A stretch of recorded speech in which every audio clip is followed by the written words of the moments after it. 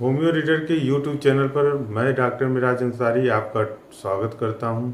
आज का जो हमारी टॉपिक है वो है बिहार तकनीकी सेवा आयोग से संबंधित, जिसमें लगातार हमसे सवाल पूछे जा रहे हैं कि सर इसका पहले तो रिजल्ट कब आएगा या इसकी काउंसलिंग का कोई अपडेट कब तक आएगा।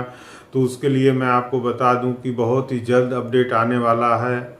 1-2 दिन, 3 दिन, 4 दिन के अंदर में ये अपडेट आ जाएगा। उसके अलावा जो है कि हमसे पूछा जाता है कि सर मेरा जो है कि ईबीसी कैटेगरी में इतना परसेंटेज आ रहा है या इतना जो है कि अंक आ रहा है, क्या हमारा सिलेक्शन होगा, या डब्ल्यूबीसी सॉरी ओबीसी में इतना है या फिजिकल हैंडीकैप में इतना है, तो क्या मेरा कल सिलेक्शन होगा। तो आइए आज हम उसी मुद्दे पर बात करते हैं कि क्या कितने तक मेरिट जाएगी या कितना ऊपर नीचे फ्लक्चुएशन मेरिट में हो सकता है, उसके बारे में आज हम बात करेंगे। तो अगर आप हमारे होम्यो रीडर के चैनल पर नए हैं तो होम्यो रीडर के यूट्यूब चैनल को लाइक, शेयर और सब्सक्राइब करना न भूलिए। और अगर आप हमारे चैनल के पहले से जुड़े हुए हैं तो होम्यो रीडर ये यूट्यूब चैनल पर अपने बेशकीमती जो है सुझाव ज़रूर हमें दीजिए। तो सबसे पहले तो मैं आपको ये बता दूं कि बिहार तकनीकी सेवा आयोग की जो काउंसलिंग थी उसकी अंतिम पड़ाव जो है होम्योपैथी का जो है 24 फरवरी 2022 तक हो चुका है काउंसलिंग का। अब उसमें मुद्दा ये बनता है कि उस काउंसलिंग की अपडेट कब तक आएगी। तो अपडेट के बारे में मैं आपको इतनी ही जानकारी दे पा रहा हूँ अभी तक, क्योंकि अभी हाल फिलहाल में जो है होली की त्यौहार चल रहा है, आज भी होली है, इसके बाद कल भी बंदी रहेगा। तो कुल मिला के ये उम्मीद करी जा रही है कि सोमवार से लेके जो सोमवार आ रहा है उससे लेके शनिवार के बीच में कभी भी बिहार तकनीकी सेवा आयोग जो है आयुष के चिकित्सकीय पदों की भर्ती के बारे में एक अपडेट जारी कर सकता है। जैसा कि स्वयं जो है कि हेल्थ मिनिस्टर श्री मंगल पांडे जी ने भी बताया था कि हम 30 से 45 दिनों के अंदर में जो है पूरे भर्ती की प्रक्रिया को पूरी कर लेंगे। तो ये उम्मीद करी जा रही है कि भर्ती जो है बहुत जल्द होगी या बहुत ही जल्दी होने के चांस है। लेकिन उसके पहले बहुत लोगों के सवाल थे या उसके उन लोगों के सवाल ये हैं कि सर हमारा मेरिट में इतना नंबर है तो क्या मेरा हो जाएगा, क्या मैं बिहार से बाहर का हूँ तो मेरा हो जाएगा, या कितने तक मेरिट जा सकती है, और दूसरी काउंसलिंग की लिस्ट कब आएगी। तो उन सभी मुद्दे पर आज हमारा जो है कि बात करने का मन हुआ है। हम उसी मुद्दे पर बात करेंगे। इस मुद्दे पर मैं आपको एक तरह से अनुमानित आंकड़ा ही दे पाऊंगा। अब मेन आंकड़ा तो आपको बिहार तकनीकी सेवा आयोग ही दे सकता है। हमारा जो आंकड़ा है वो एक तरह से अनुमानित आंकड़ा रहेगा, लेकिन जो भी है हम एक ऑन द बेसिस जो है कि पूरी तरह से जो नंबर ऑफ कैंडिडेट हैं उसको ध्यान में रखते हुए हम जो है कि आपके पास जो है अपने अनुमानित आंकड़े को जो है शेयर करेंगे। तो अगर आप जो है कि जानना चाहते हैं कि बिहार तकनीकी सेवा आयोग के आयुष की भर्ती में कितने तक मेरिट जाएगी तो आप हमारे वीडियो में आखिरी तक बने रहिएगा, क्योंकि हम जो है पूरी वीडियो के दौरान हम बिहार तकनीकी सेवा आयोग के आयुष की भर्तियों के बारे में आज हम जो है आपको पूरा डिटेल बताएंगे कि क्या उम्मीद है या कितने तक मेरिट जाएगी, और दूसरी काउंसलिंग का लिस्ट या दूसरी काउंसलिंग में कितना लिस्ट नीचे आ सकता है, इसके बारे में हम जो है कल के वीडियो में आपको बताएंगे। कल हम एक और वीडियो बनाएंगे और उसमें हम आपको ये बताएंगे कि जो है दूसरी जो मेरिट होगी उसमें कितना लिस्ट जाएगा। तो सबसे पहले तो आज हम आपको ये बताना चाहते हैं कि बिहार तकनीकी सेवा आयोग की जो पहली लिस्ट है उसमें अपडेट में कितने तक मेरिट जा सकती है या क्या उम्मीद है कि दूसरा मेरिट आ सकता है कि नहीं। तो इन सभी चीज़ों की पड़ताल करते हुए आज हम जो है कि आपके सामने हाजिर हुए हैं। तो आइए शुरू करते हैं। बिहार तकनीकी सेवा आयोग की आयुर्वेदिक चिकित्सा पदाधिकारियों के लिए जो भर्ती विज्ञापन संख्या 4/2020 है, उसमें आप देख रहे हैं कि पदों की जो संख्या है वो 1502 है और इसमें सभी लोगों को आमंत्रित किया गया है। तो इसका मतलब ये है कि इसमें आयुर्वेद चिकित्सा पदाधिकारी के जितने भी लोगों को काउंसलिंग में बुलाया गया है उनमें से अनुमानतः जो है ये माना जा रहा है कि करीब 30 से 40, मतलब कि कुल अनुमानतः जो है तिगुने लोगों को बुलाए जाने का, 3 गुना लोगों को बुलाए जाने का जो है कि नियमतः है। तो अगर इसमें देखा जाए तो 1503 पदों की संख्या है, 1502 पदों की संख्या है। तो उस अनुसार से इसमें जो है 3 गुना अभ्यर्थी बुलाए गए, यानी कि करीब 1600-1700 अभ्यर्थी को बुलाया गया है। और अगर हम इसमें देखें तो जनरली जो है कि आयुर्वेद चिकित्सा पदाधिकारियों में जो सभी लोग आमंत्रित हुए हैं उसमें से काफ़ी लोग जो है कि अपने डॉक्यूमेंट की वजह से या जो भी एक्सपीरियंस है उसकी वजह से कट जाएंगे। तो उस कंडीशन में इसमें ये अनुमानतः उम्मीद लगाई जा रही है कि इसमें जितने लोग बुलाए गए हैं उसमें से जो ओरिजिनल संख्या है या अनुमानतः जो है कि जो कंफर्म संख्या बचेगी काउंसलिंग के दौरान वो जो है कि 700 से 800 ही आनी चाहिए, क्योंकि अधिकतर लोगों ने जो है कि उसमें मेरिट के अनुसार जो भी चीज़ें भरी थी वो फुलफ़िल नहीं हो पाएंगे काउंसलिंग के दौरान या फुलफ़िल नहीं हो पा रहे होंगे। तो उन कंडीशन में जो है 1502 के एक सापेक्ष जो टोटल पद इसमें बुलाए या टोटल कैंडिडेट जो बचेंगे वो 2200 या 2300 या 2400 से ज़्यादा नहीं बच पाएंगे, जहाँ तक मेरा अनुमान है। तो उस कंडीशन में इसमें जो है कि जो भी लोग बचेंगे या जिनका जो है कि डॉक्यूमेंट सभी सही रहेगा तो ये उम्मीद है कि उसमें से करीब जो है 70 से 80% लोगों की आयुष चिकित्सा पदाधिकारी में होने के चांसेज हैं। यानी कि आयुष चिकित्सा पदाधिकारी इसमें सबसे बड़ी पोस्ट है या सबसे ज़्यादा पद जो है आयुष के पदों में की संख्या में वो आयुर्वेद चिकित्सा पदाधिकारी की है। तो कुल मिला के मेरा अनुमान ये कहता है कि इसमें जो आमंत्रित लोग हैं टोटल अगर देखा जाए तो 4500-4600 आमंत्रित लोग होंगे, उसमें से 2400 से लेके 2500 लोग ही बचेंगे। और करीब ये उम्मीद करी जा रही है कि उसमें करीब 70 से 80% लोग 1500 के पदों की संख्या के सापेक्ष होने के चांसेज हैं। अब उसके बाद आप आते हैं आयुष फिजिशियन, जिसकी विज्ञापन संख्या जो है अगर आप देखें तो इसमें जो है आपका जो विज्ञापन संख्या है वो आपको देखने को मिल रहा है कि जो है विज्ञापन संख्या 5/2020। तो आबलिक 2020 5/2020 है। तो अगर हम इसमें देखते हैं तो इसमें आप देख सकते हैं कि जो कुल पदों की संख्या है वो 126 है।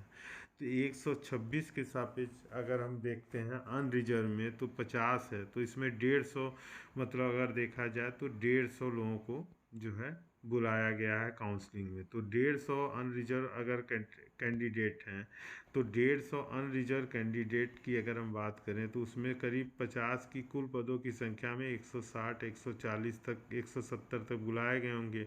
तो उसमें जनरली बाहरी राज्यों के और कुल मिला के अगर संख्या को हम गिनती करें तो ये टोटल संख्या जो है अगर उनको कट करें या उनके एक्सपीरियंस जो है या उनके कट ऑफ मार्क अगर वैसे तो इन्होंने डॉक्यूमेंट के दौरान भर दिया होगा तो कट ऑफ मार्क कितना शो हो रहा है, लेकिन काउंसलिंग में वो कागज़ प्रोड्यूस नहीं कर पा रहे हैं तो उनकी काउंसलिंग में जो है कि स्वतः जो है कि वो काउंसलिंग से बाहर हो जा रहे हैं।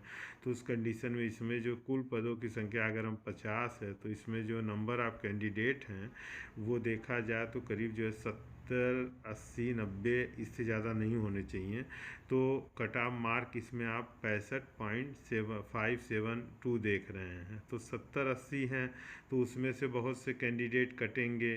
तो कुल मिला के जो है इसमें जो है संभावना ये है कि इसमें भी जो है कि काफ़ी लोगों के होने के चांसेज हैं। इसी तरह EWS की जो कट ऑफ मार्क है वो 63.544 है। तो कुल मिला के अगर 12 कैंडिडेट हैं इसमें तो इसमें करीब 36 से 40 लोग बुलाए गए होंगे। बाहरी संख्या ज़्यादा होने की वजह से भी इसमें जो है कि नंबर ऑफ कैंडिडेट कम होते हैं। तो 12 के सापेक्ष अगर माने तो कुल 20-22 लोग ही होंगे। तो इसमें जो है कि अगर देखा जाए तो इसमें जो मेरिट है वो करीब जो है 65, 64, 63 तक ही जाने की संभावना है। इवन कि ये भी उम्मीद है कि इन सब जो भी आप देख रहे हैं लिस्ट आयुष फिजिशियन आयुर्वेदिक का, इसमें दूसरी लिस्ट आने की चांसेस बहुत ज़्यादा हैं। क्योंकि अब इसमें SC में अगर आप देखें तो 20 है कुल पद, तो इसमें 414 है, महिला में 8 है। तो इसमें भी वेटिंग जो है कि सेकंड लिस्ट आने की संभावना है। इसी तरह एस टी में अगर आप देखें 2 सीट के सापेक्ष जो है 62.614 है। तो 2 के सापेक्ष अगर हम देखें तो 3-4 लोग बुलाए गए होंगे, तो उस कंडीशन में इसमें तो नहीं उम्मीद है कि दोबारा लिस्ट आ पाएगी। ईबीसी में 23 है अगर कैंडिडेट, तो इसमें जो है 63.44 है। और इसमें महिला में जो है अगर कटाव देखा जाए तो 9 सीटों पर 53.562 है। तो इसमें हमारी जो हमारा आकलन है वो ये है कि करीब अगर देखा जाए तो 69 जो है करीब कैंडिडेट ईबीसी में बुलाए गए हैं। उन 69 की संख्या में अगर कट पिट किया जाता है या नंबर आप जो है कि डॉक्यूमेंट में कमी होती है, तो उस कंडीशन में इसमें जो है कि मात्र 30 से 40 लोग ही बचते हैं, 30 लोग बचते हैं। तो कुल मिला के कि जो भी जिनके पास भी डॉक्यूमेंट ओरिजिनल हैं उनके होने के चांसेस बहुत ज़्यादा हैं। तो इसमें भी बहुत ज़्यादा हैं। अगर इसमें हम बात करें मेरिट की तो इसमें 63.44 अंतिम मेरिट है। तो इस पे भी होने के चांसेस सभी के हैं, क्योंकि अधिकतर लोगों के डॉक्यूमेंट जो है पूरी तरह से फुलफ़िल नहीं होते हैं। तो इस कंडीशन में इसमें इनके होने के चांस है। और दोबारा मेरिट लिस्ट भी दूसरी काउंसलिंग की लिस्ट भी आने की चांसेज है। इसी तरह बीसी में है कि 15 है, करीब 50 लोग बुलाए गए होंगे, इसमें भी वही कंडीशन बनती है। डब्ल्यूबीसी में 4 कैंडिडेट पे ये है। तो ये सब चीज़ें हैं, दिव्यांग हैं।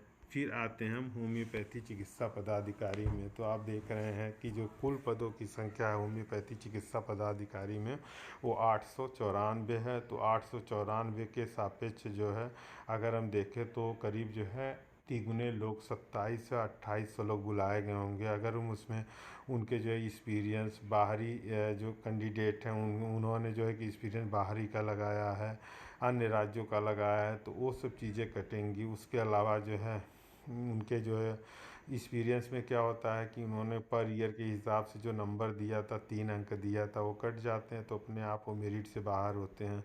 और भी चीज़ें हैं कि जो जाति प्रमाण पत्र है वो सब चीज़ें जो है कि फला फला डेट का होना चाहिए, तो ये सब चीज़ ना होने की वजह से भी ये सब बाहर हो जाएंगे। तो उस कंडीशन में जो है अगर देखें हम तो अनरिजर्व में 345 अगर बात कर रहे हैं हम, तो इसमें 60 मेरिट जा रही है। अगर अनरिजर्व की 345 पर हम बात करते हैं तो इसमें जो है कि करीब 1100 लोग बुलाए गए हैं काउंसलिंग में। अगर माना जाए 1100 लोगों को काउंसलिंग में बुलाया जाता है, तो 1100 लोगों में जो कट ऑफ है वो आप देख रहे हैं कि 60.58 है। तो कुल मिला के इसमें यह उम्मीद है कि इसकी भी दूसरी लिस्ट आने की संभावना है। और दूसरी बात है कि दूसरी लिस्ट जब आएगी तो उस कंडीशन में जो है दूसरी लिस्ट का जो मेरिट होता है वो करीब जो है कि हमारे हिसाब से करीब 54 इस तरह जाने की संभावना है। महिला में अगर आप देखें तो 44.496 है कट ऑफ। तो इसमें भी 42, 43, 41 तक भी दूसरी लिस्ट जा सकती है। ईडब्ल्यूएस में भी आप देख रहे हैं कि कट ऑफ जो है इनका 38 गया है, 38.814 गया है। महिला में भी लगभग इतना ही गया है।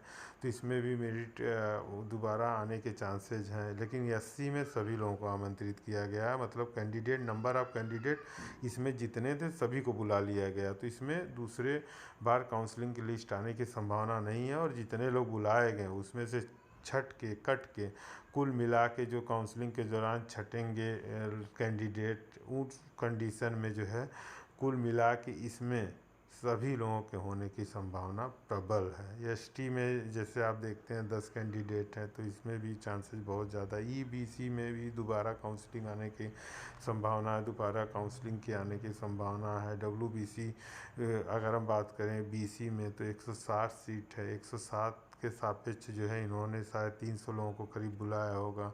और इनकी जो मेरिट जा रही है वो 41 जा रही है, बीसी की जो है वो 41.41 जा रही है। तो उस कंडीशन में जो है कि इसमें भी सभी लोगों के बुलाए जाने की संभावना है।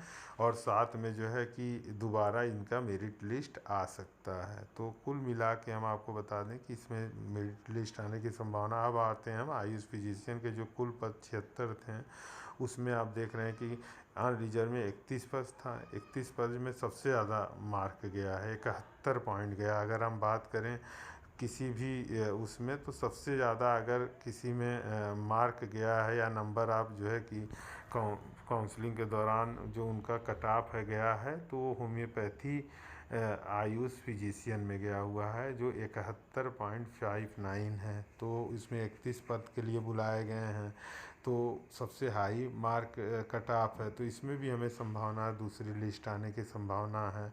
अब इसी तरह WEWS है आपका, तो जो है कि इसमें भी आप देख रहे हैं कि 64.66 है। तो इसमें भी आपको मेरिट दोबारा भी आने की संभावना बनती है। ST/SC की अगर बात करें तो इसमें भी आने की संभावना EWBC में भी है। तो कुल मिला के होम्योपैथी के आयुष फिजिशियन हो गए आपके, होम्योपैथी चिकित्सा पदाधिकारी हो गए। जैसे होम्योपैथी चिकित्सा पदाधिकारी में SC को छोड़ के बाकी में दोबारा लिस्ट, मेरिट लिस्ट आ सकती है। तो ये है। इसी तरह यूनानी पदाधिकारी में आप देख रहे हैं कि इनका अनरिजर्व जो है 69 गया है। टोटल पद जो है 622 हैं।